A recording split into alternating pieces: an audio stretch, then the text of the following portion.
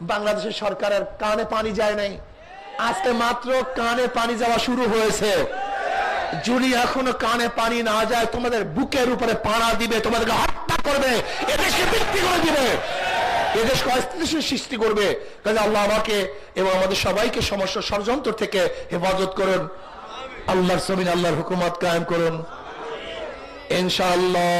হাত পাখাকে আল্লাহ পাক বিজয় করে দেন।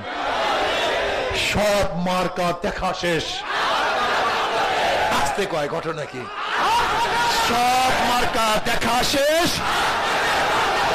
আল্লাহ আমাকে এবং আমাদের সবাইকে দেশ এবং ইসলাম মানবতা নিয়ে কাজ করার তৌফিক দান করেন। 6 ডিসেম্বর ছাত্র আন্দোলনের ইনশাআল্লাহ সম্মেলন, সেখানে সমস্ত ছাত্র উপস্থিত হব।